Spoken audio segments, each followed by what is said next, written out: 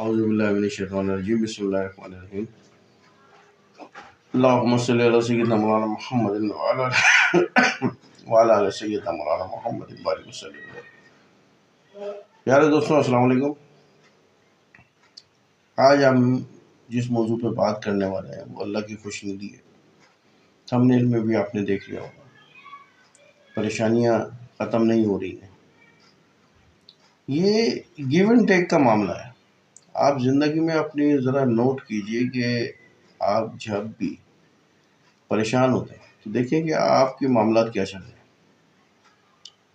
آپ اللہ کی خوشی میں لگ جائیں، چھوٹے چھوٹے کام ہیں خوشی کے، مطلب نماز وغیرہ، نماز روزہ حج وغیرہ، یہ تو آپ پہ فرض ہے نا، یہ تو فرض ہے۔ اس کے علاوہ چھوٹے چھوٹے کام ہیں جس سے اللہ خوش ہوتا ہے۔ آپ نے کسی کی مدد کر دی، کسی غریب کو کھانا کھلا دیا، کسی راستے سے کوئی پتھر ہٹا دیا، مسجد میں کوئی پنکھا لگوا دیا، کسی کے گھر راشن پہنچا دیا، اپنے رشتہ داروں کے میں کوئی بیمار ہے تو اس کی عیادت کو چلے گئے، پڑوس میں کوئی مسئلہ ہے یا لڑائی ہوئی ہے تو اس میں صلح کروا دی، رشتہ داروں میں کوئی میاں بیوی آپس میں لڑکے الگ ہو گئے تو ان کو ملوا دیا بات چیت کر کے۔ تو یہ چھوٹی چھوٹی نیکیاں، آپ نیکیاں کرتے جائیں تو آپ اس نیکی کا اثر یہ ہوگا کہ آپ کے مسئلے مسائل جو گھر میں ہیں وہ آہستہ آہستہ حل ہونا شروع ہو جائیں گے۔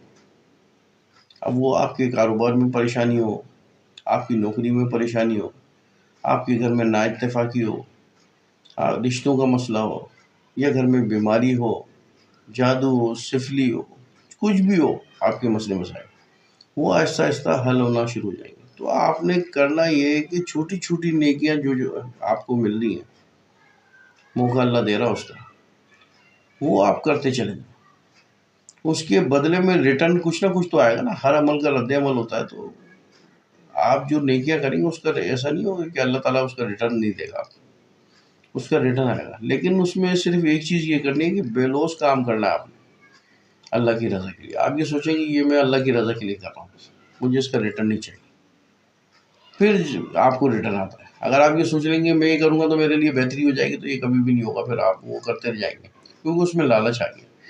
لالچ سے پاک ہو کے بے لوث یہ کام کریں، نیکیاں کرتے جائیں۔ اور کوئی بھی ورد ہے، کچھ بھی آپ پڑھتے ہیں، چاہے وہ کسی بھی ویڈیو سے دیکھ کے پڑھتے ہیں، اس کو ذرا سمجھ لیں، کسی علم جاننے والے سے پوچھ لیں اس کے بارے میں، اس کو سمجھ کے اس سے اجازت لے کے، یا کوئی عامل ہے اس سے اجازت لے کے پڑھیے۔ بعض دفعہ میرے پاس بہت سارے کیسز رجت کی بھی آتے ہیں کہ انہوں نے کچھ دیکھا، کسی کتاب سے دیکھا اور وہ پڑھنا شروع کر دیا، تو اس میں کیا ہوتا ہے، رجت لگ جاتی ہے، وہ کام سیدھے ہونے کے بجائے اور الٹے ہونا شروع ہو جاتے ہیں۔ شریعت پہ آپ لازمی چلیں، نماز کی پابندی کریں، ذکر اذکار کریں، قرآن شریف پڑھیں، اور جو بھی اسم کا آپ ورد کرتے ہیں اس کو فوکس کر کے، ایک جگہ بیٹھ کے اس کا اہتمام کر کے، اس کو جو طریقہ ہے اس کے مطابق پڑھیں۔ لوگ کبھی کم تعداد میں پڑھتے ہیں، کبھی زیادہ تعداد میں پڑھتے ہیں، کبھی دن میں پڑھتے ہیں، کبھی رات میں پڑھتے ہیں، تو پھر اس سے اثر نہیں ہوتا اس چیز کا۔ ایک ہی وقت پہ کریں، اور وقت اور جگہ ایک ہی رکھیں، پاک صاف ہو، خوشبو لگا کے عطر وغیرہ کی، پھر اس کو پڑھیں تو انشاءاللہ وہ کام کرے گا۔ اور جیسے جیسے یہ تسبیح کوئی ایک دن میں کام کرنا شروع ہو جاتی، ایک دن میں اثر نہیں آ جاتا ہے، اس کے لیے ٹائم دینا پڑتا ہے۔ اب یہ ڈیپینڈ کرتا ہے کہ آپ پہ کہ آپ کی کتنی پڑھائی میں تاثیر ہے۔ تو ایک دن اگر آپ کی تاثیر بہت زبردست، آپ کی روحانی طاقت، تو 2-3 دن کے اندر ہی کام ہو جائے گا، ورنہ مہینہ بھی لگ سکتا ہے، 2 مہینے بھی لگ سکتے ہیں، 6 مہینے بھی لگ سکتے ہیں۔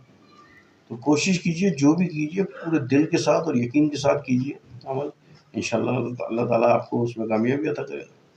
اسی دعا کے ساتھ کہ ہم جو بھی کام کرتے ہیں اللہ تعالیٰ اسے قبول و منظور فرمائے، اور ہمیں اپنی بارگاہ میں توبہ طائب ہو کر خلوص دل کے ساتھ عبادت کرنے کی توفیق عطا فرمائے۔